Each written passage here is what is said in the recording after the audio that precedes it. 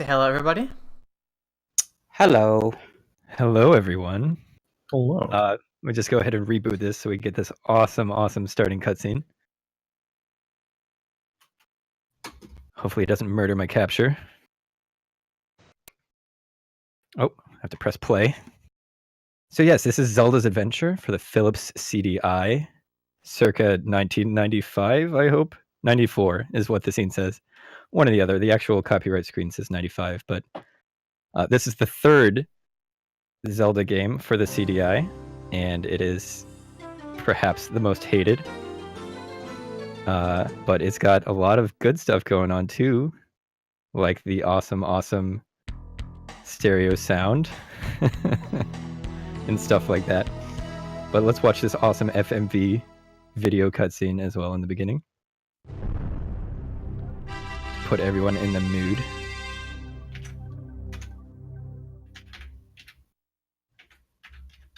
Let me bother everyone in my Discord.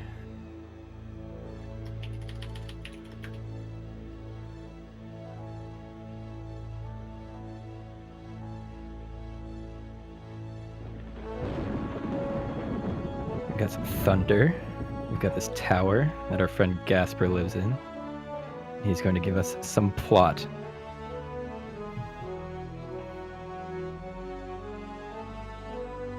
Take it away, Gasper.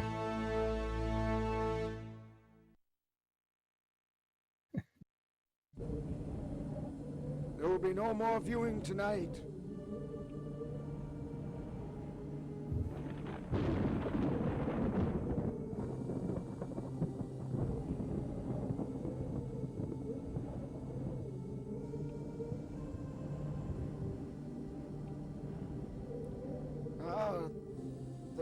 It's quality acting right here.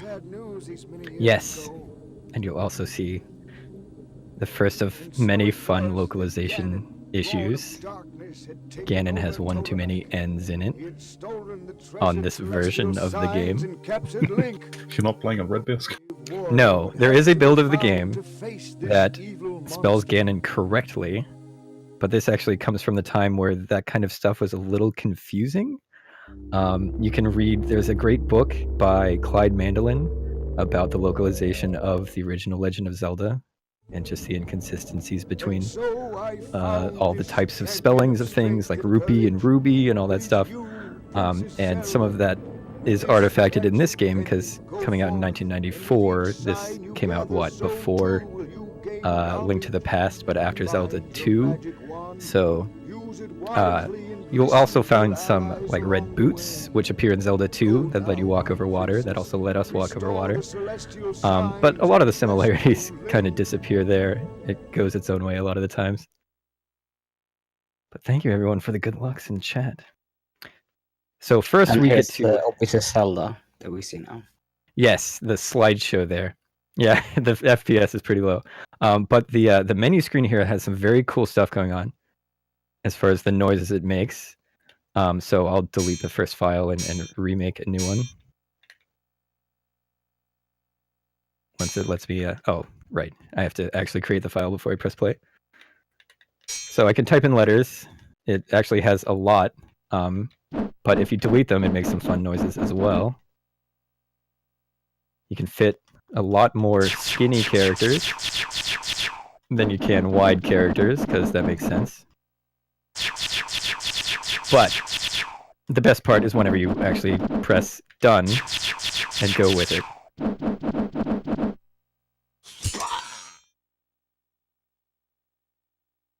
So, yes, Sensual Yoshi. We'll get to that actually. But the speedrun's going to start here in a second. Do you want me to do a countdown or do you want to do a countdown? I can do a countdown. Yes, please. Let's do it. All right, so from 5 to go. 5, 4, 3, 2, 1, go. All right. So the speedrun started even before go because I positioned my cursor in a very specific spot on the play button. Because this whole game has cursor memory, and every time you leave your cursor somewhere, it will be there later.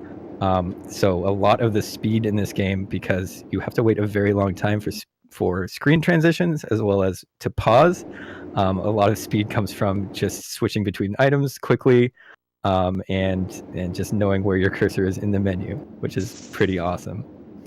But someone in chat already mentioned that they thought that all the CDI games were animated. But I think OC, being a runner of one of the animated CDI games, can talk more about that. That there are actually 3 CDI games. Yes, there are 3 CDI games, and Faces of Evil and Wand of Gamelon, they are the 2 most known games, I believe, which has the more animated style. Yes, so all of these came about as a result of some contract dispute issues between Philips and Nintendo. Philips and Nintendo were going to work together to make a CD add-on for the Super Nintendo, which ultimately dissolved. This was even after Nintendo tried to make the same type of thing with Sony, called the Nintendo Play Space Station. But when that dissolved as well, Sony decided to take all that research and make their own console, which you might have heard of, called the PlayStation, with no space in it.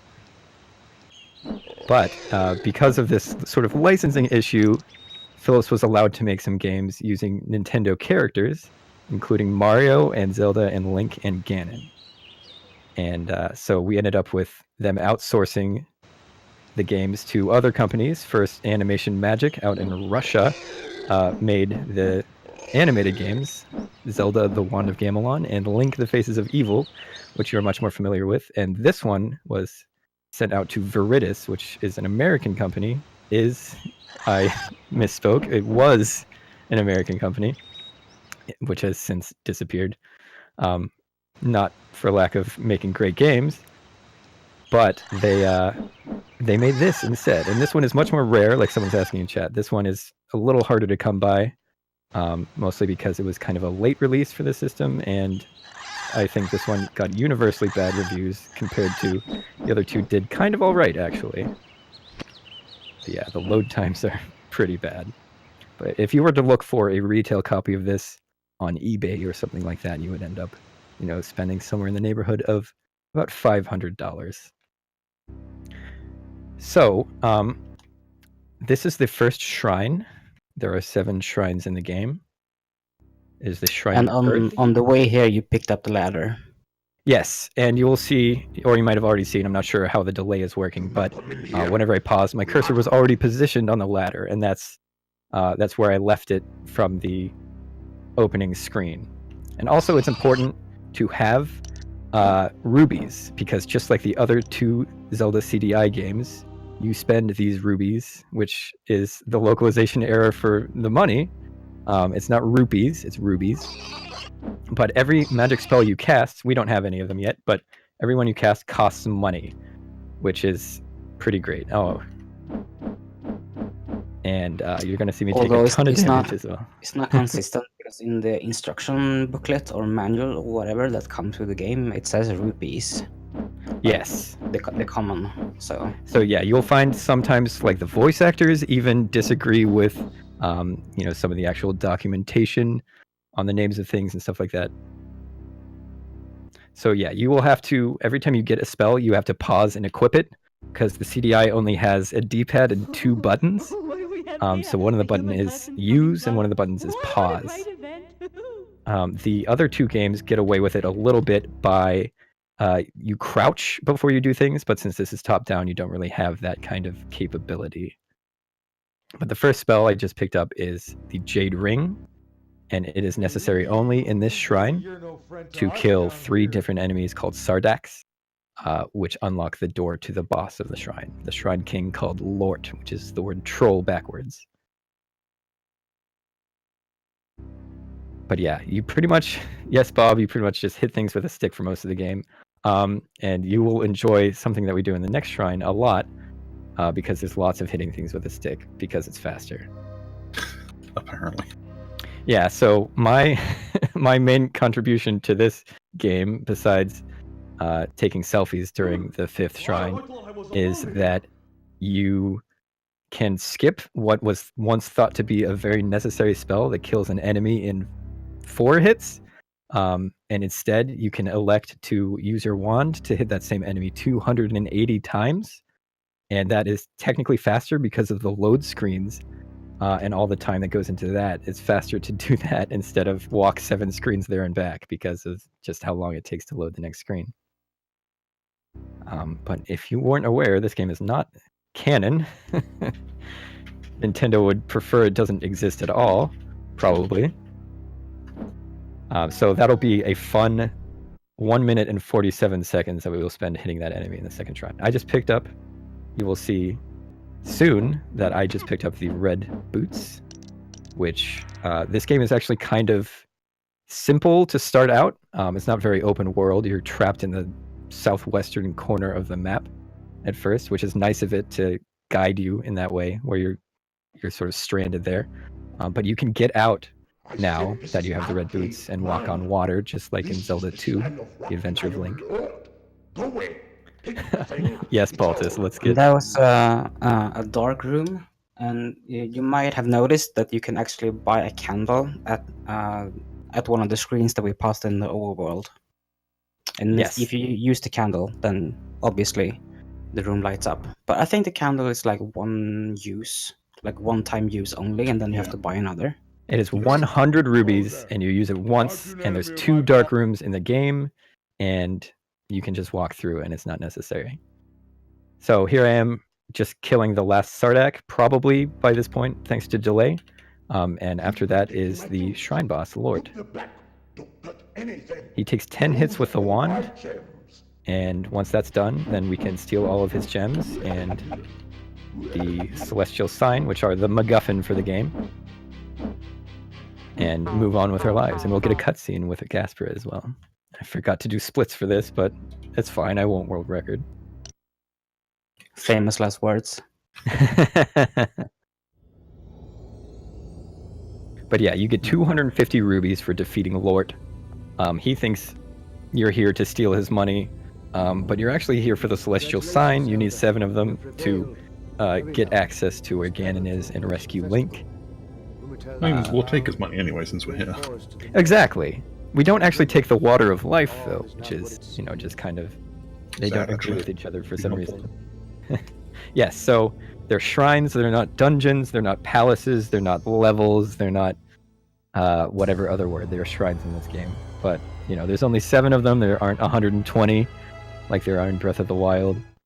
So, it's a much simpler game. But yeah, you'll notice a lot of the backgrounds are photorealistic because they are made from actual photos of things like trees and the earth and rocks and stuff like that. And also the sprites are made out of either human beings or claymation. They had a claymation guy who made all of like the dioramas, like Gaspar's Tower. Interior is made out of like, matchsticks and stuff like that. Just whatever he had on hand, and clay and modeled to look like a real place. And filmed on green screen to, he's not actually like 4 inches tall. He's magicked in there. But this was all in the days before digital photography and stuff like that. And in the third shrine, you will see that once they ran out of budget for all this helicopter imagery that they were taking out west in America, they resorted to taking employees' vacation photos and using those as the backgrounds. And I took an intentional death there just to warp me back to the Vision Henge, which is the starting area. And then I will be filling up this pitcher that I grabbed earlier and taking another intentional death. And that is just because it takes me back to that area faster with no actual other consequences. And this is just a little thing that we need to do in order to get into the 5th shrine later, but since it's on the way, we might as well do it. Yes, the piano dramatic death music on the organ or something whenever you die is pretty spooky. So here, I'm coming up doing the first thing we ever did after we grabbed the wand was grab the pitcher, and once we filled it up, we have to take it to the same person. She's Gleb the Thirsty, and she's thirsty and needs that pitcher full of water. So we'll hook her up. And she gives us a vial of wind, which will be important. So there are a few times where using an item removes it from your inventory and re-equips your wand for you. And there's one time where that doesn't happen. which is pretty great. And that comes up in the next shrine, which is the Shrine of Illusion.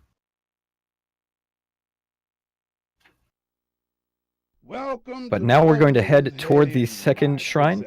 It is, well, after we're here at the Moblin Head Inn, which another localization error in this game is that they call them Moblins, M-O-L-B-L-I-N-S. Get it over with, quit. But first we do have to make this pit stop here to pick up this dagger, which is useful in killing Wizrobes, which, hey, it's a real Zelda game. It's got real Zelda enemies in it. So we'll pick up this dagger and then we'll leave.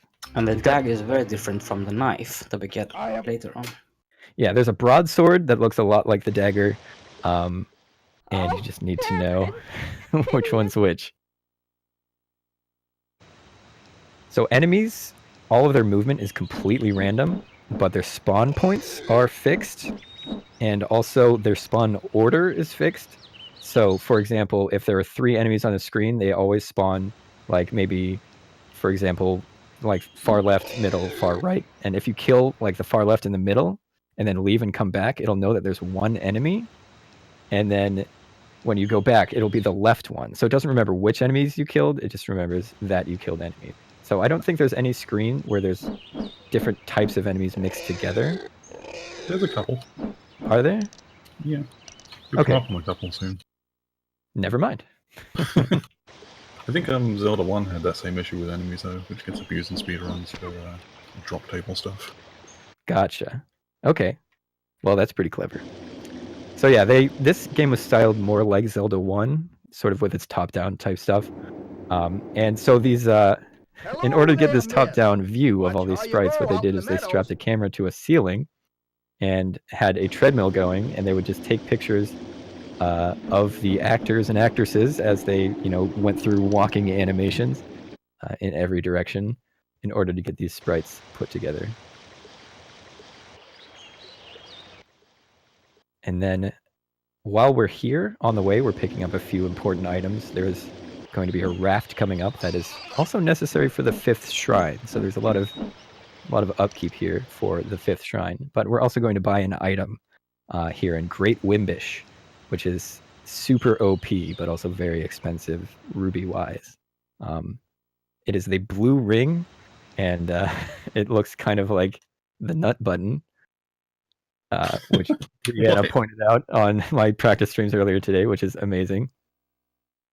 Wow. But it costs 20 rubies to purchase, but then every time you use it, costs 26 rubies. So most of our rubies end up going into this as we go.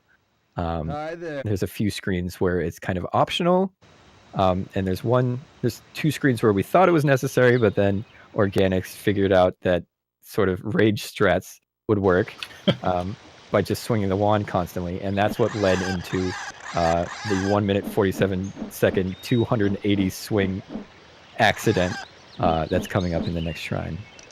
Mistake. Yes. And so I take a ton of damage, you'll probably just see here, coming up. And I really didn't want to, so I'm going to try to farm some hearts. But I will be boosting through some enemies because there is a full heal coming up, which is pretty good. There's 3 fairy fountains / mermaid pools spread throughout the world of Ptolemaic, this lovely Hyrule adjacent land, which is just Camelot backwards. So that's the second word that's been spelled backwards in the game that we've encountered so far in the run. But they're useful. I visit 2 of them during the route. The third one is kind of out of the way. It's just past the Shrine of Strength. What's up, Stone Money? And this actually is what I'm just about to do is the most recent kind of innovation to the route that Organics did, where we elect not to pick up a few items that we used to pick up before the Shrine of Illusion in order to make it so we can visit that mermaid pool a couple times in the route, as well as kind of keep our inventory from being cluttered up. Because it's not like all of the great ones like Link's Awakening or Link to the Past, where you've got this nice grid of items. You have a single line of weapons and a single line of treasures, and you are sort of just have to scroll through. So they're not all visible. So sometimes you have to make sure that you don't pick up a few items, especially like maps and compasses. I'll be trying to avoid as much as possible because they just take up space, and then I have to scroll more than necessary. We'll also be picking up... Oh, go ahead. So this run's become very much about the small optimizations at this point. Like, we haven't found any sequence breaks or anything major. It's all just little bits of menuing that need to be sped up. Yeah. So I also picked up the first of 2 keys in the run. Organics, do you want to talk about these keys and why they're so great? Always talk about keys. There are exactly 2 keys in this entire game. They're both in this shrine, and you can't pick them up at the same time. Like, you have to use the first key before you can get to the second one, and you never see them again. But they dedicate an entire key counter in the menu, a 2-digit key counter in the pause menu that's there for the whole game, that can actually go above like 99 as well. I've glitched it out in emulators. You can get like 200 keys. So when you get 200 keys, the display reads 0200 because that first 0 in the 2-digit key counter is just hard-coded in. Oh yeah, I forgot about that. Yeah, as soon as you go over, even if you get to 10 keys, it reads 010. It's amazing. Yeah, so it will overlap, like it will escape the box that it's been given. This is the only real Zelda game. That's correct, Dr. Rox, MD. Welcome. So this is the Pole's voice. It is weak to the noise spell. This is the same enemy in Zelda 1 on Famicom Disk System that is weak to the microphone that is hidden in the second controller. So you just shout into that and it dies because it's got sensitive ears. So instead of getting the noise spell, which is 7 screens out of our way and 7 screens back, and would kill this enemy in 4 hits, we instead hit him, 70 times 4? 280 times. So it takes about 1:47 or so, but once that's done, we can continue. And the important thing, which the Game Grumps learned whenever they did their playthrough of this game, and the only guide available that went this far was our speedrunning guide, was that if you die later in the shrine after you kill this guy, he respawns and you have to go through those 2 minutes all over again. Yep. So you don't want to do that. So I would advise any casual runner of the game to pick up that spell, even though it's a bit out of the way, until you're confident that you can finish this shrine in a single sitting without dying. But yeah, the music, you can tell, is kind of carnival themed, just like the rest of the shrine. We're in a big circus tent. You'll meet the Shrine King later. His name is Pasquinade, and he's kind of an acrobat, and he likes to do clowny type stuff with like exercise balls and stuff like that. You will also see me pick up a compass. I did mention that we try to skip maps and compasses as much as possible, but there's actually 2 compasses on the route that are important to collect, because the function of compasses is that they will teleport you either... Well, no, it's the harp that takes you out. So they will teleport you, if you're in the overworld, to the entrance to the shrine that you collected them in. So later we will be warping to the outside of the Shrine of Illusion. Perfect. To make Whistle it to bridge. the 7th one. Yes. So this bridge here also is kind of a winding bridge with the 2 whiz robes that are shooting from either direction, is ice physics. So it's actually kind of tough to do. And I do have to make a return trip. If I'm low on health, I will like to just jump off of that bridge. But since I'm pretty high health, I just go for it. It's no big deal. Yeah, we got whiz robes. You might even see some wall masters.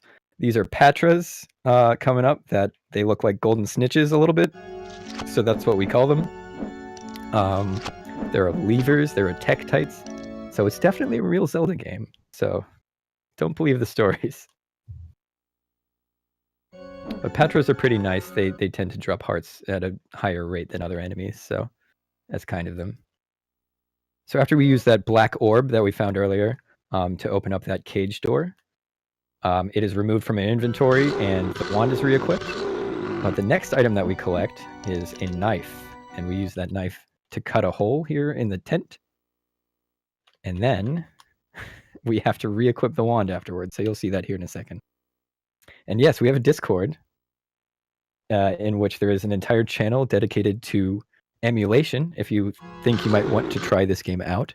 It isn't perfect. You will die on death. Oh, you will die on death. The emulator will die on death. If you die, it'll crash completely and you'll have to restart. But you can use save states and stuff to get through the game. And that way you can, find if you want to take the plunge and go ahead and try to purchase a CDI and find a copy of this game. I do have spare copies of the game that I purchased in bulk. So, if you are truly serious, I can help you out there. Thank you for not dropping a heart. I would have really wanted it. So yes, there's... Oh, thank you, Tampa, for the list. The apostrophe destroys it, but yeah, you can check out that it's got real enemies in it. It's not like Tingle yesterday, which had a lot of crazy named enemies. There we go. All right, there are also Stalfos, you'll see in this second dark room in the game, where they just look like skeletons.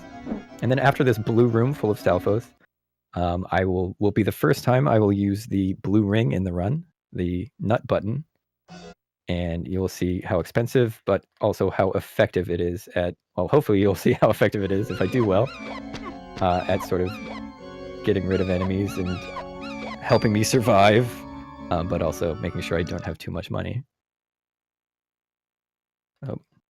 Okay. And then... So here's the brain crabs. Yes, so brain crabs are kind of the crux of this shrine. They deal a ton of damage, they move around, and they shoot projectiles, and all of those things are kind of bad news. Those are like all bad things that you don't want to happen during the run. So if you die at any point on the overworld, you are teleported to the Vision Henge where the game started. If you die in a shrine, you will be teleported to the beginning of the shrine. And if you die in a boss battle, you'll be teleported to the room outside the boss battle.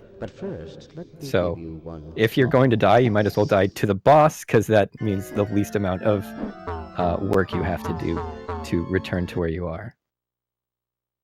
So hopefully, if you don't die, you'll be able to continue onward. So good fight.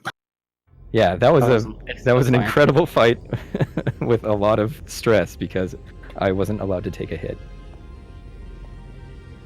So we will get another cutscene from Gaspra, and then the following shrine is the Shrine of Air. The Shrine King is Avian, who is a bird who is only weak to her own feather. So first we need to go collect that feather. We'll also collect a broadsword, which is useful in the 6th shrine, the Shrine of Strength or Power. Sometimes the own game doesn't even agree with the name of the shrines. The first shrine, Lord called the Shrine of Rock, but the map calls the Shrine of Earth. So it's all pretty out of control. But after this, I will be damage boosting through all these enemies, because we will make another visit to the mermaid pool and get all of our health back, so it doesn't actually matter. And I'm pretty good for money right now. I have, I think, 300 rubies or so. So I'm pretty safe there. So we'll meet Sir Basil coming up. He will give us the broadsword. I actually can't remember if it's worth skipping the broadsword. It's been too long since I've run. We haven't actually timed that with the new route. It might actually be better, because it is purely out of the way. It's another sort of Pole's Voice situation. But later in the game, every time you pick up a celestial sign, you get a heart, and your wand gets a little more powerful. It deals more damage. And also, you take less damage. You're sort of powered up defensively as well. So, if I were to go back and fight the Pole's Voice again, right now, it would take fewer than 280 hits because my wand is more powerful. And that's sort of how I accidentally discovered that strategy, is I revisited that shrine later in the game, and I killed him in like 50 hits. And I was like, oh, this is totally doable. And then whenever it took almost 300, I almost gave up by the time it happened. I was like, that must have been a fluke. And that was before we actually knew about the wand power-up. I'll also be picking up two of four during the run, hearts that are scattered throughout the world. There are heart pieces, just like a real Zelda game would have. There are 4 of them scattered throughout the world, and we will collect 2 of them just for marathon safety. You can absolutely skip them, but they serve dual purpose of giving you an extra heart container as well as giving you a full heal. So there's the next one that we collect before the 5th shrine. I don't bother fighting any enemies. I just take a ton of damage and then full heal with them. Right in time for the best game, yes. So I'll go down some stairs here on the riverbank because that's where stairs belong. And I will navigate my way through a log, which is actually kind of tough to do. Good night, Dr. Roxo. Thank you so much. The log has some terrible collision inside. It's a real nightmare to navigate through, actually. Well, the whole game, actually. We haven't discussed this quite yet, but hitboxes in this game are a little wonky. You'll see that especially on bosses, but there's also just objects in the environment is really easy to get stuck on a few of them, especially in a couple of the shrines. So I do what I call wiggle walking, where I just kind of bounce up and down and try to avoid the snags on the walls and things like that. So then you can avoid it. And coming up on this in this little town that I'm about to visit is the screen where the noise spell that kills Pole's voice in 4 hits resides. There's a lady in red that will give it to you.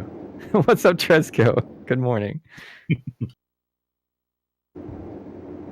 But here's some Tektites as well, which you'll see in about 10 seconds.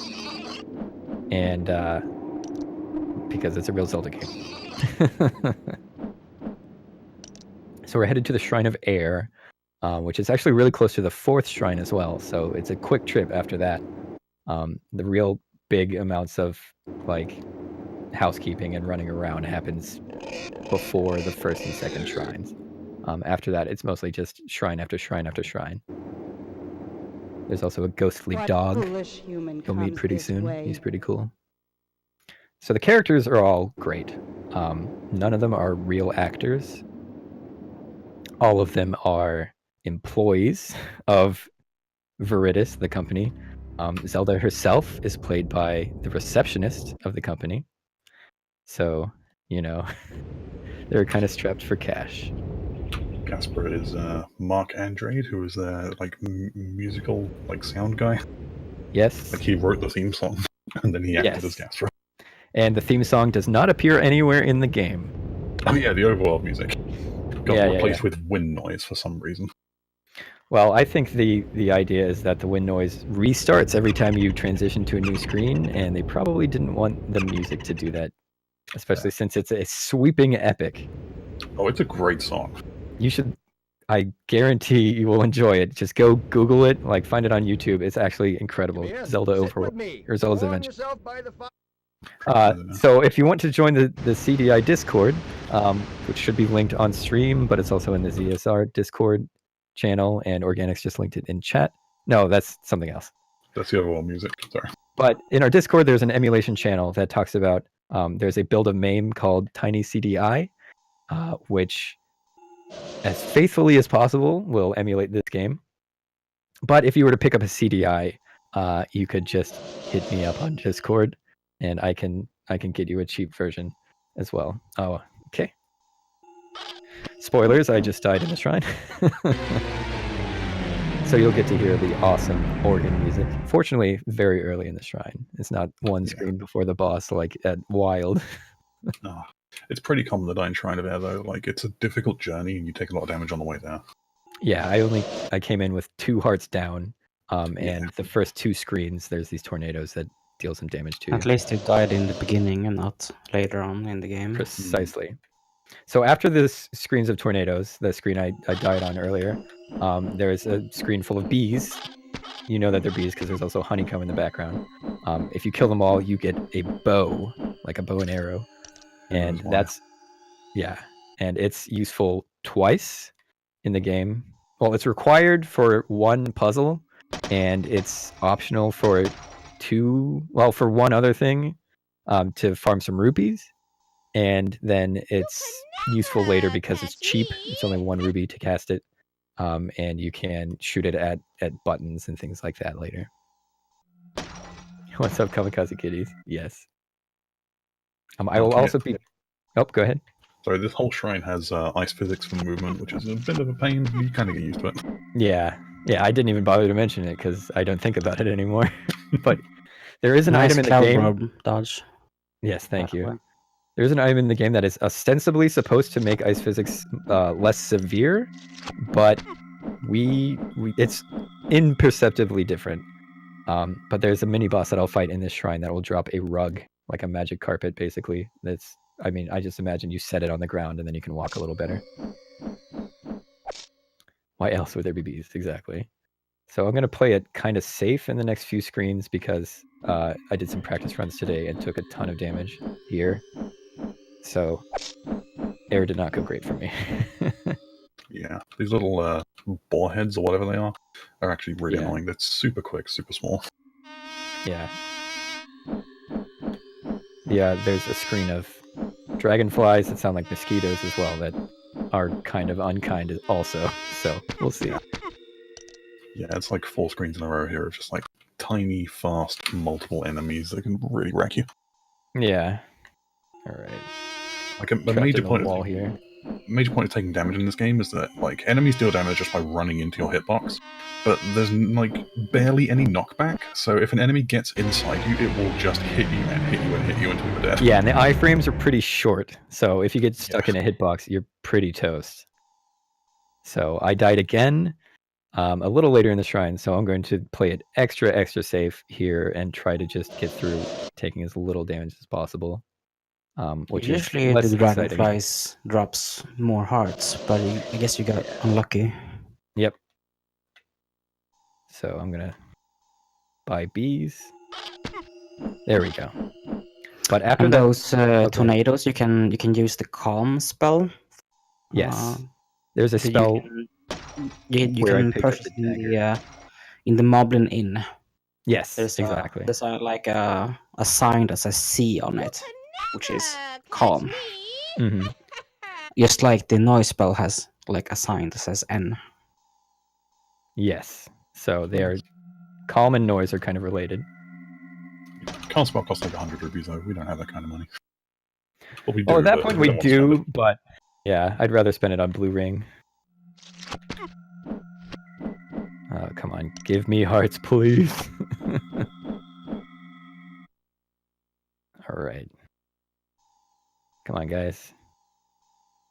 Oh yeah, the hardware on this console that I'm talking about. There's like 10, 15 different CDI models, like actual hardware models. Yes. There's portable versions, there's like desktop versions. There's a couple developer versions that I've seen on eBay recently, which are ridiculously expensive. Yes, I think 602 is one of them. Yeah, and they all have like their little numbers, whatever. I've got a 490, I think Doug has 490 as well. I have a 220 and I have two 220s and two 910s, but one of them is a brick. Yeah, the hardware's old enough now that a lot of it's breaking down. But the various different model numbers have like different processors, different clock speeds, I think, and it does affect loading times quite a lot, actually. Yes, and there's some that have like better lasers and stuff like that. So like the 550s, which are some of the more like, once they started marketing it as a games console instead of a multi-console, so it stopped looking like a big chunky VCR. Those ones are actually really bad for Zelda's Adventure. Zelda's Adventure is just very picky. I think as soon as it like has a disk read kind of error for any reason, it will crash completely instead of like retrying. So it's a lot harder to actually get a working CDI model that will play nice with it. So, but there are like certain models that almost never can play Zelda's Adventure. So yeah, like so the 450. 550. Yeah, both of them. There's also an upgrade cartridge that you can put into a CDI called the digital video cartridge, which allows it to play games that have FMV in them, as well as like videos on CDI, which are just CDs that have movies on them. So like I have Addams Family and Top Gun, and I'm getting trolled hard by this shrine. Wow. So, but yeah, it was marketed initially as a multimedia console. It has like a dictionary game on it, air quotes game, or like an encyclopedia. It's got a lot of edutainment software.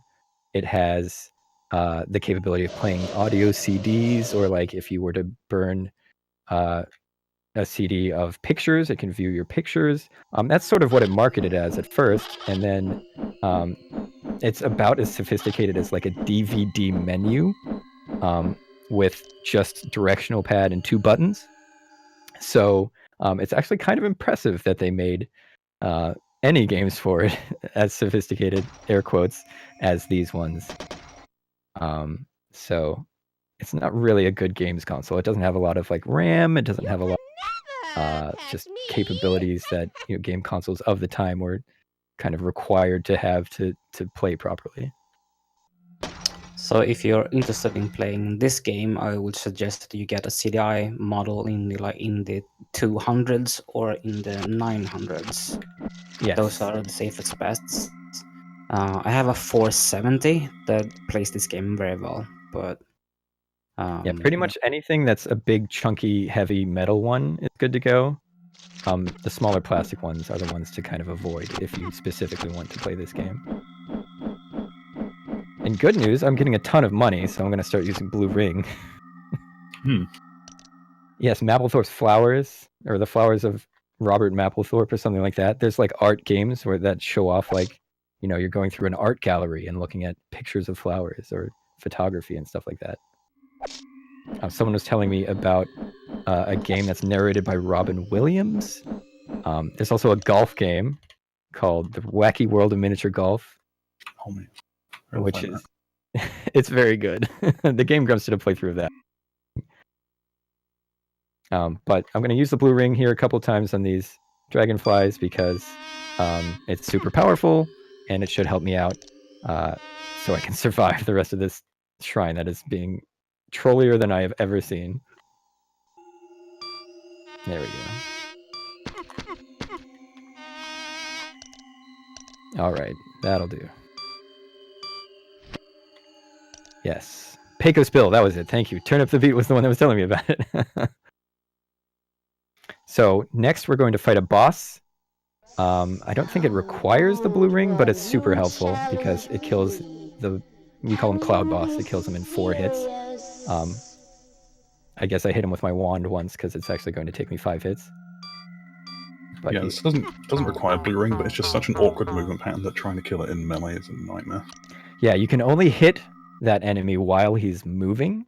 If he's stationary, you can't hit him. So that's also a reason for, like, I think one of them whiffed him entirely and went straight through him, which seems kind of inexplicable. But there's the explanation. There's also a couple of block puzzles in this game because it's a real Zelda game. And so that is the first of them. If I were to push the wrong block, then the spikes would stay in the door and some enemies would spawn and fight me. And then there are some plucked chickens. I think they're actually Vyres, but that's what we call them. There's some feathered friends, basically, as the boss calls them. Once we get through those, there's another puzzle that requires... This is the puzzle that you cannot get through without the bow. So if we were to ever come up with a low percent category, the bow would have to be on it because it is a required item. Oh, I've theorized low percent. The problem with low percent is the dagger isn't required. Anything involving wizrobes a nightmare. Yes, okay. I was like, but you can't kill the illusion ones without it, but you don't need to kill the illusion ones. Exactly. It's the worst. Oh, no. I'm never doing it. Yeah, that sounds awful. But yeah, we have used the emulator to kind of crack open the game and look at health values for stuff like enemies and Zelda. One fascinating thing that we didn't touch on that we possibly could have, but there was a time, my first death warp, I had 4 hearts and I had to take some hits to death warp, and I had to take 10 hits to lose those 4 hearts, which 10 and 4 don't really go into each other very well. But behind the scenes, there's actually 20 different values. Like each heart is worth 20 health points. So I actually had 80 health, and each one of them dealt 8 or so damage. So that's why it took 10 hits for me to die. you couldn't use the blue ring to kill what? You are a brave princess indeed. Kill the, I can use the blue ring to kill anything, pretty much, except for Avian, probably, because she's only weak to her own feather, which did that kind of tri-pronged feather attack. But the trouble with the blue ring is it's very expensive, and we'll need to use it a few times later to kind of survive. How does the blue ring fare on the wizrobes? I don't know. I've never actually tried. I've tried a few things on. Actually, no, was wizrobes I tried? There's certainly an enemy that I tried like every weapon in the game on because I was trying to gauge its strength. I think that was Ursor. That the wizrobes required a dagger to be killed? No, you definitely need the bow for that. Yeah, we have tested that. We've tried to hit it with other projectiles. Let me load up my Google Drive and see if it was wizrobes. Here we go. We're bringing out spreadsheets. Let's go. Gaspra is an astronomer. So now we're headed to the Shrine of Destiny, which is the actual hardest shrine in the game. Don't let air fool you. Even though I died 3 times. There's also another time where sort of the angles of the projectiles are all kind of different. The blue ring shoots out 3 projectiles in kind of a close pattern that spreads out slowly. The feather shoots them out in a wider pattern that is immediately like they're all going in 3 different very far directions. And so that's useful later to pick up a heart piece that will be before the 5th shrine. So after this next shrine that we do. It was Gibdos I tested. Gibdos, yes. So we will meet Gibdos, which are a real Zelda enemy. In this shrine coming up, the Shrine of Destiny. And this one is themed around, I guess, Destiny. I guess it makes sense. But the Shrine King, Malmord, or Meme Lord, as we like to call her, she kind of taunts us the whole time, saying that, you know, we're her destiny and whatnot. This will also be the 2nd time that we encounter Pole's Voice, the enemy that takes a ton of hits. The room has 3 of them that we have to pass through. So we can't really stun lock them by hitting them, but they aren't required to kill. They just kind of, you know, hop in your hitbox and hurt you.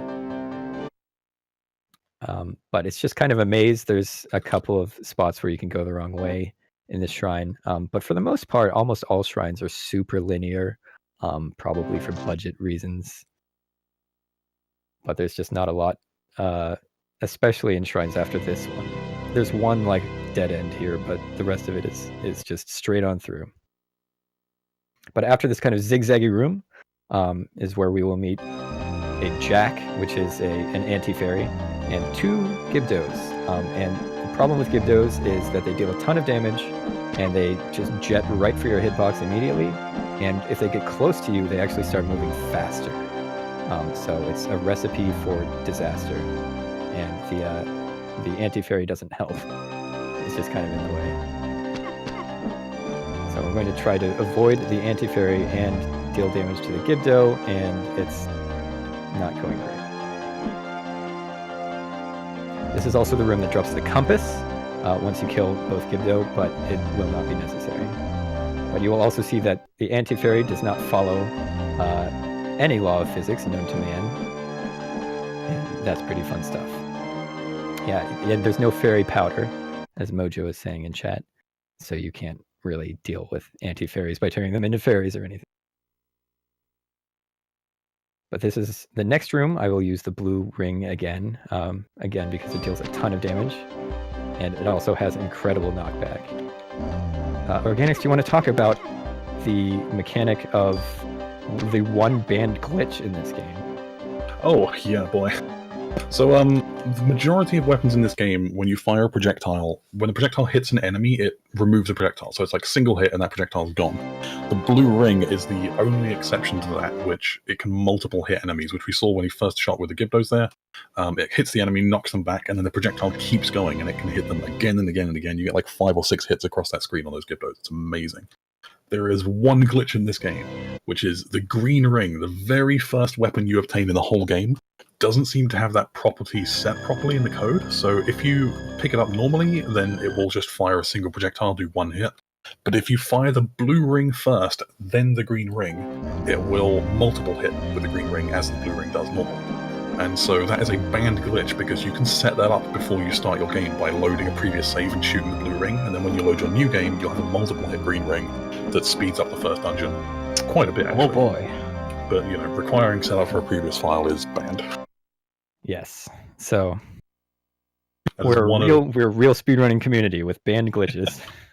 There are like 3 glitches in this whole game, and we banned one of them. We're great. There's one later. There's the only actual real glitch skip type of thing is the 7th shrine boss we can completely skip. There are also cutscene skips, but we don't do them. Right. They're terrible. There is what we expect is at least single frame or double frame perfect cutscene skips if you were to pause and save and quit right as you pick up a celestial sign. Then you don't get the heart, you don't get the wand power up, but it actually saves a few seconds. Like, you do have to go through the menu to reload the game and whatnot, but it is technically a bit faster. But I think the time you lose from not having that one power up makes all the enemies slower to kill. Not having a heart container, it's so easy to die in this game, as we've already seen, so it's not so you worth can do a 3 heart run if you want to. It just requires a ton of effort, and it will be very hard. Lots of rupee grind, because your wand is so weak, you're going to end up having to use the blue ring a lot more. It's been many, many months doing a 3 heart save on this game, and it's not worth the effort. Well, you ended up like corrupting your save or something and lost it. Like, yeah, yeah. But I think I got through, like, cleared Destiny. That took a lot of effort. Oh my goodness. Yeah, that's insane. Yeah, I remember you were on water, so power to you. Yeah. It might be obvious, but this bridge is also ice physics. Like yes. Bridge maze thingy. Yes, it's a maze that spans multiple screens, has ice physics, and is full of wizrobes and birds. So yeah, 3 screens have wizrobes. 1 screen has birds that sound like wizrobes. I'm putting that as a programming.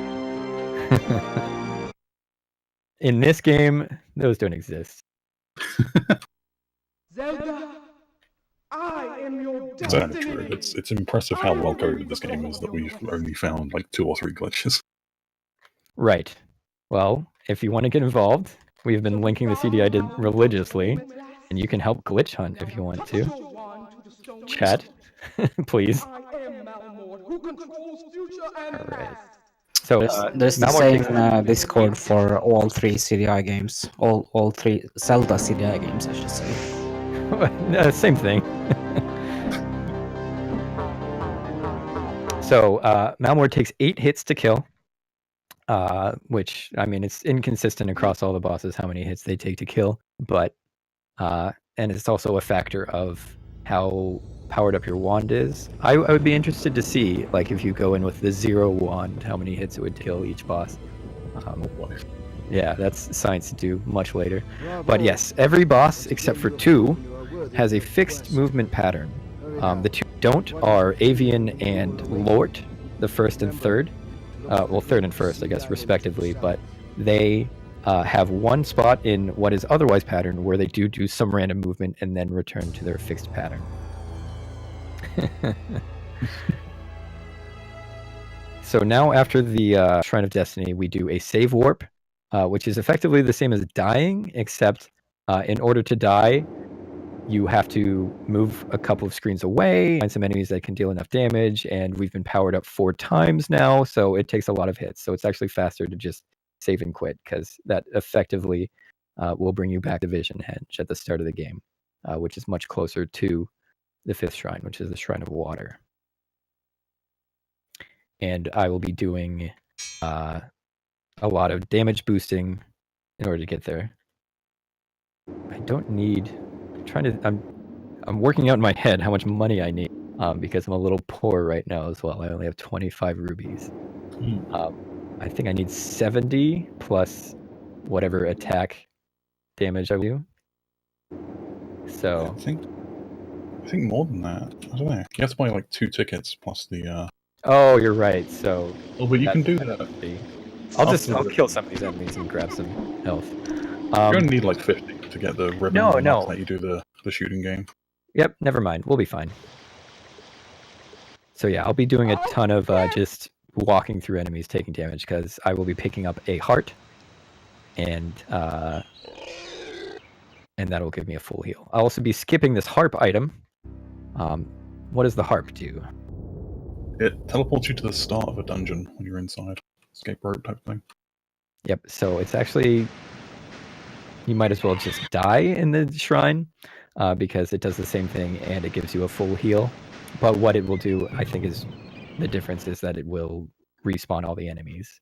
So dying respawns enemies. Any other means of teleporting around dungeons doesn't, including fall bridges. Will take you to the start of a dungeon, but it won't respawn enemies. yeah, if I had fallen off any of the bridges in Illusion or Destiny, then I would have been taken to the beginning of the shrine. But any enemies I killed, with the exception of like the purple velociraptors at the beginning of Illusion, are an edge case where they always respawn. All the enemies would be dead, including the Pole's Void. So that's why if I'm low on health on my way back through that first kind of rickety bridge, it's much better to jump off and not risk taking more damage. And after I pick up this harp, what I'm going to do is I'm going to equip the Vial of Wind that we got from Gleb the Thirsty after the first shrine. And the purpose of that is that it will bring the wind to move a raft over to us, because the Shrine of Water is actually on an island. So since the wind has died, we use the vial to bring it us. And this is another clever bit of menuing, because I had to scroll over 1 to select the Vial of Wind. But once I pause again, I will have my cursor already on the rubies, because they were in the same sort of spot, except without scrolling. So I don't move the cursor at all. Advanced strats. This is a different raft. So I have a raft in my pocket, and this is a raft on the ocean. So there's 2 different rafts. Yeah, you can't use the one in your pocket to get to the island, obviously. Yes, this is an ocean raft, and the one in your pocket is a river raft or something like that. Sure. And we're also going to meet up with a mini-boss in the overworld, of all places. This is, we call her Tessie or Nessie, depending on if you're an Earthbound fan or a Scotland fan or something. But she's a giant dinosaur. Some kind of plesiosaur or something. And this will also demonstrate how awesome hitboxes are in this game. It's possible to miss Nessie if you try really hard. I always try hard. I'm actually going to play it safe over here and hide in the corner, and still, never mind. It's not going to work. But we kill her on our way because the raft stops. One interesting thing about the raft mechanics, if I were to be toward the edge of the raft, every time the raft stops or docks for any reason, including the Tessie fight, or if I just reach the landing, the game automatically moves me toward the center of the raft. So it is advantageous to be sort of as centered as possible so the game doesn't, take over too much. So it saves some time. But now we are on Sea Island. That's S-E-A. It's not C, the letter island like from Star Tropics. And this is where the 5th shrine is.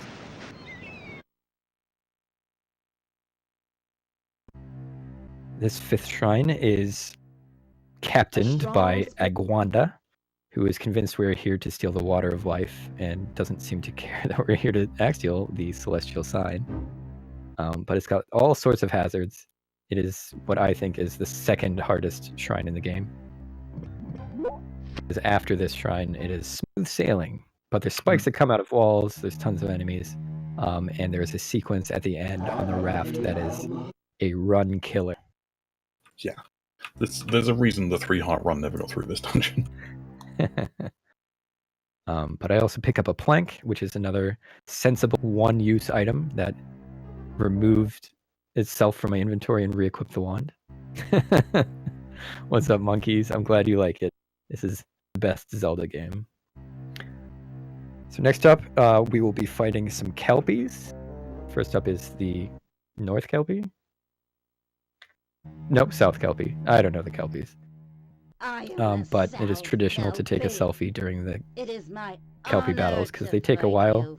You have to fight with well, originally we thought you had to fight them with the blue ring, which was expensive, but then Organics once was broke, couldn't afford the blue ring, and in his poor destitute rage just beat one to death.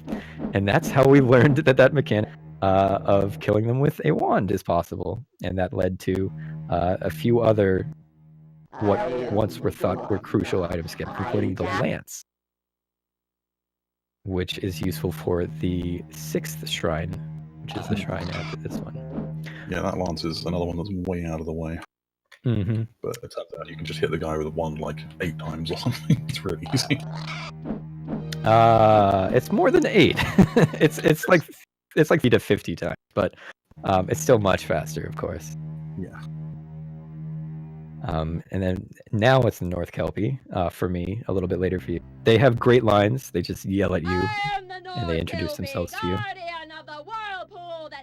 Well, we still meet.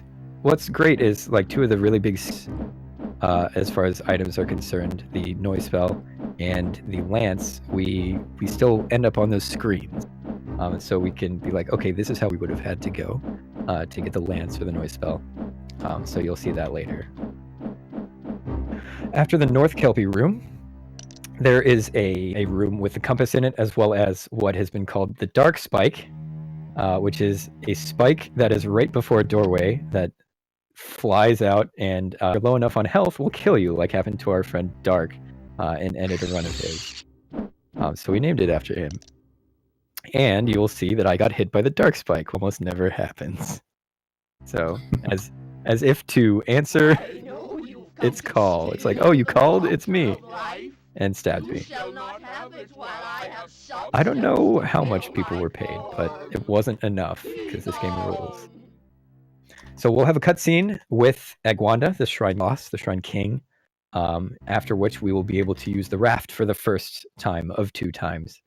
And then afterward, it is a useless bog in our inventory. But she yells at us. She talks like she's underwater or something. Beautiful. And, yes. And then the second time we use the raft is sort of the very difficult sequence that we mentioned before. There's only 2 actual tough scenes. One of them has some turtles on it, and the other one has 3 fish on it. So the 3 fish one is the run killer. Yeah. It has been said that perhaps Gaspara has been dubbed over by an actual voice actor, but he doesn't appear in the credits, and that's just apocryphal. So who knows?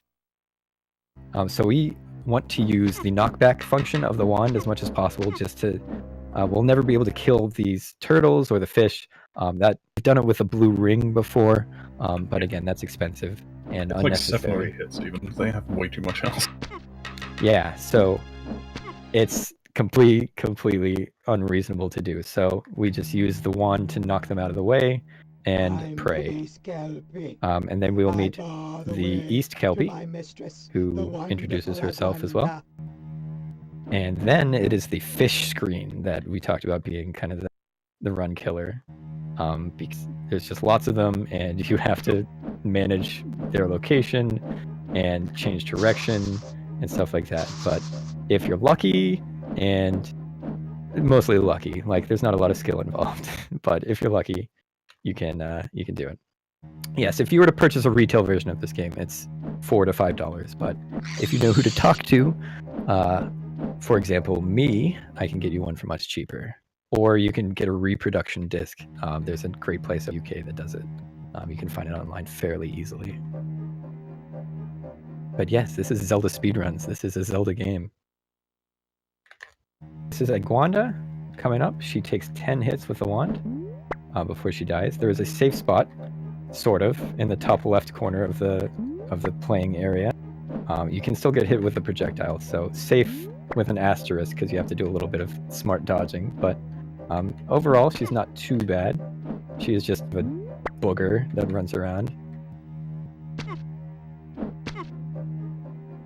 All right.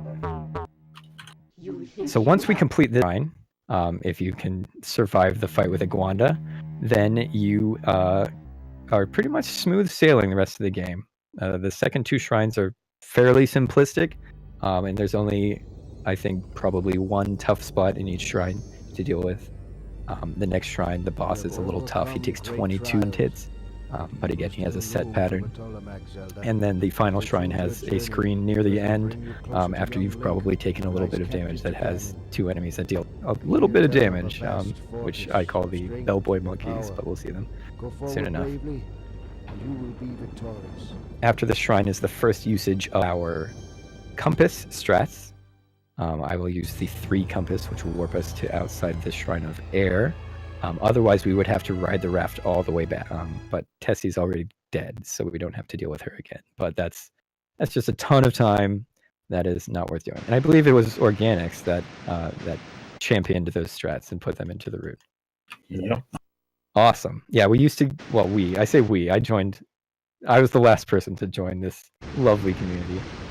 But before that, the route actually walked through an entire area that we skipped, which is kind of swampy and gross. It's the swamp, but we don't do that anymore. Come in, sit with me. But now we are going to head toward the Shrine of Strength, or Power, to have 50 rubies by the time I get there, and 43. So I'm actually going to fight a few enemies, hope for 2 blues or 1 rupee drop. And once I have that, then I'm just going to damage boost all the way to the next mermaid pool, which is, I think that's something that I integrated into the route. But then after that, we have some pretty smooth sailing, because there's a game that we can play with the bow in the next shrine that gives us, like 150 rubies or something like that. Hydrate! Yeah, I'm hydrating at this mermaid pool, so it's all good. You can only understand the style if you're a 90s kid. Something like that.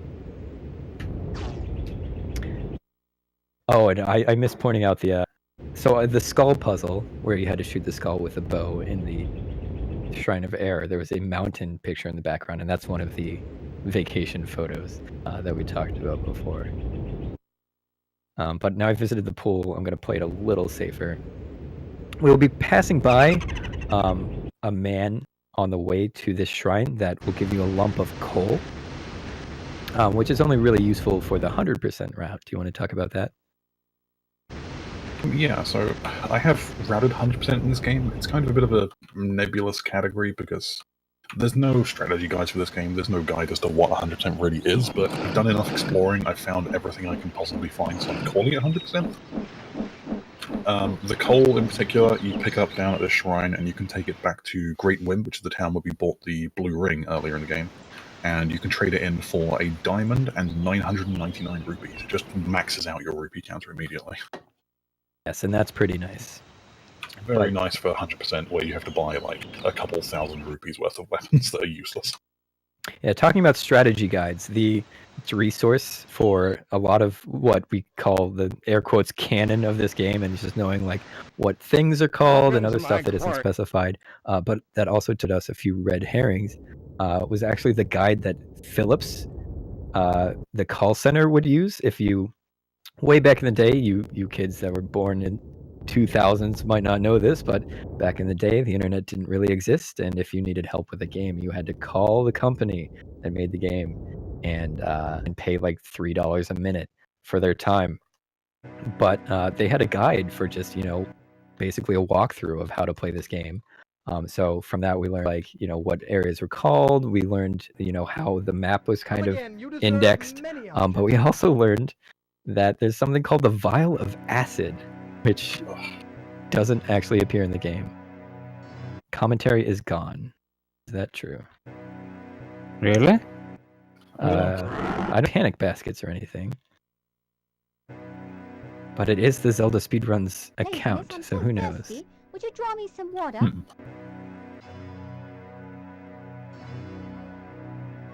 Who knows? Well, I'm just going to keep talking. Okay, chat thinks they can hear it. Zelda Speedruns is just trying to spook us. Now everyone knows how we react in an emergency. So first I'm going to pull water from this well. Well, first I bought a red ribbon, which you might have seen. Welcome, Zelda. And then I pull a bit of water for this nice girl by the well, and she gives me a gold necklace, as she says. I wonder who's on the ZSR account with their umlauts. That be.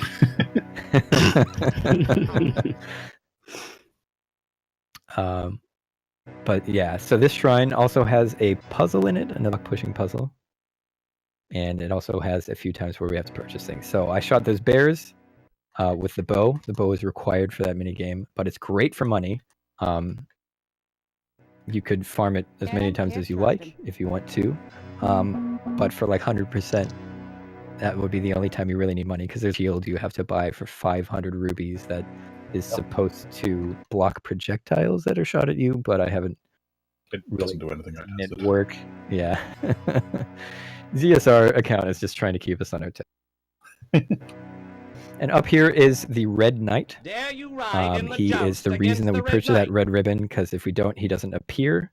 And this is also the enemy that we discussed before that used to require the lance item that we'll see after the line where you pick it up, but it's way out of the way. So don't bother about it.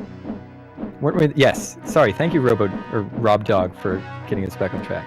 But yeah, there's just a guide out there that someone transcribed into a forum post in this dead forum somewhere, and that's where most of our actual information for this game came from.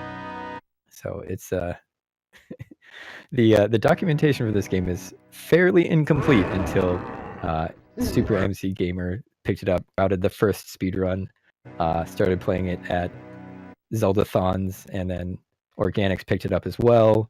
They did some races. I picked it up, and we just, we were like, okay, it doesn't exist. Let's just figure it out. And then Steenus in chat helped us out, found an emulator that works with it, and then Organics did a couple of very, very cool and worthwhile streams. If you have the VODs somewhere, they're definitely worth watching, because he just cracks it open. He figured out, where a ton of the memory addresses are, especially regarding like where Zelda is, and uses that to like warp around and stuff like that. So, and also that's where we found out that each heart is worth 20 health points and stuff like that. So kind of cracked open the game wide open, and we still have... no, you didn't finish the block puzzle. Oh, come on. 100% failed. I leave a mess. I'm sorry. No, the memory address stuff's been really fun, like editing into the inventory to like give yourself items. It's just literally just binary flags of do you have this item or not, all through the memory. So you found the vial of acid that way. Yeah, it doesn't do anything. So I guess it's a removed item. There's about 10 or 15 items. There's like 5 or 6 of them are weapons as well that exist in memory, and you can give them to your inventory through cheats, but most of them don't do anything. A couple of them that actually fire projectiles do very little damage. It's really weird. Yeah. Tompa, I don't know if it's task capable, maybe? I don't know if it has like the hooks for it, for like putting in frame perfect inputs and stuff like that. I haven't tried. Too much. I should look into that. I'd love to task this game, but... A task of this would be so amazing. Yes, RNG manipulation. I just imagine Tompa breaking this open. I'm salivating. That's beautiful. Has Tompa even beaten this game? I don't even know. I know he wants to test the other 2 games, but like... Yeah, those probably take priority. Yeah. The games people actually enjoy, But why do that when you can do this one instead? Exactly. So, or with all 3.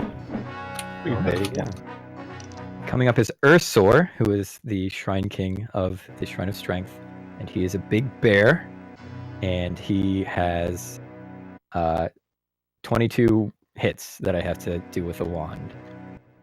And so it takes a while, and he kind of runs around. He deals 2 hearts of damage each time, and I only have 10 hearts right now, so I can only really tank 4 hits without dying. And another fun thing of the Celestial Sign in this shrine is that it can only be collected from the top or the left. It cannot be collected from the right or the bottom for some reason. So, it would be much faster to just walk right into it, since we will exit this room from the left, so the right side is closer. But we deal with it. We do what we can. I actually found out that you can pick it up from the left in a marathon setting, and that was pretty fun. But yes, the bear talks. So imagine that. But we killed him. We did our 22 wand hits. There's a roar stick, which I think even less damage than the wand at this point, which is an item that the game seems to be trying to force you to use to kill the boss, but it's absolutely not worth it. Yeah, the manual says the brawl stick does like better damage against large enemies, but realistically it's just worse than the wand. It might be a dog. There is a dog enemy like bear as well. I don't know. But his name is Ursor, and Ursus is the Latin name for bear, so... True. And soar is flying. Anyway, so this is, after the shrine, once this cutscene is over, we will be using the 2 compass to warp to the Shrine of Illusion, and then walk to the final shrine, the Shrine of Fire. And for the most part, we'll just be walking through enemies, because now we've been powered up almost every single time, except for, you know, the final celestial sign. So our defense is really high, and our wand damage is really high. So everything deals about half a heart of damage, or some of them deal actually no damage. The little orange guys, I don't know what exactly they are, because I think the ones that shoot stuff are levers or something. Maybe they're levers, who knows? But they deal actually 0 damage. Like, I can stop there. The wiki says they're pea-hats. I never knew that. Which ones are PS? The orange ones or the green ones? The green ones, sorry. Oh, okay. Gotcha. Makes sense. So yeah. This is the only real canon Zelda game. Yes, that's correct, chat. So, we will see coming up, there is a sort of gnome guy who's got crazy arms that he's flapping around. He's like, oh, he is the character that gives us the lance. And I think he's the only character in the game that is a friendly character that is a claymation model instead of a human being. So that's a fun fact for you. There's a talking mushroom at the start of the game as well. Oh, you're right. It's one of 2 enemies. But once you see these orange, I think these are the levers. The green guys are the pea hats, but I can breathe through them and take 0 damage, which is pretty cool. But following those screens, there are screens of scorpions that throw fireballs, and they deal a ton of damage and are actually super spooky. So they are worth avoiding if possible. I think they're either... They're not Dodongos, they're Crocorocs, I think they are. I don't know. Yeah, that mushroom is... The worst that mushroom is something. He's really mad about stuff. But the final shrine, the Shrine of Fire. Its Shrine King is Warbane. He is a dragon. He gives us a hammer, which is a bad move on his part because it's the strongest weapon in the game versus the boss rush lows, and it's also super cheap. It only costs 2 rubies to cast.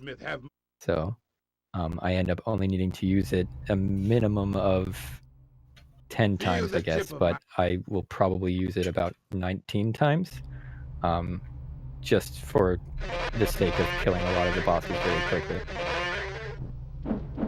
Alright. What's up, ZSR bot? That's the 3rd time you've done that. I just keep getting flagged. I'm like, what's going on? Adding me. Oh, it's a... these are the Dodongos, I believe. The lizards that fire projectiles. Their projectile deals almost 0 damage, but if I hitbox, it deals, I think, 2 hearts of damage each.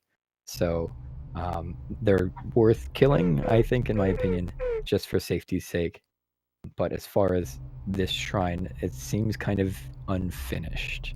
There's a lot of screens that don't have enemies at all on them, or anything really going on, so it seems maybe it was rushed a little bit.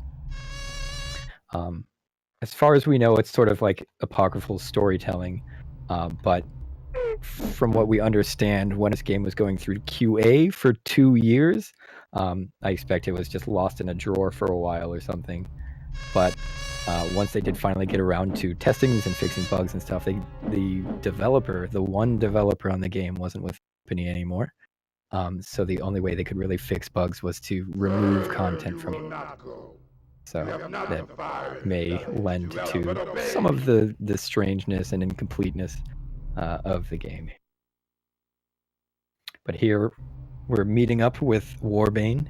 He's taunting us, and then he gives us the hammer, which we'll use pretty extensively after we finish this shrine.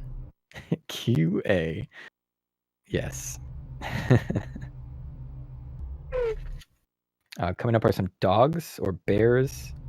They deal a ton of damage. We once thought that you had to kill all 3 of these upcoming dogs in order to open up this, but you only actually need to kill the last one.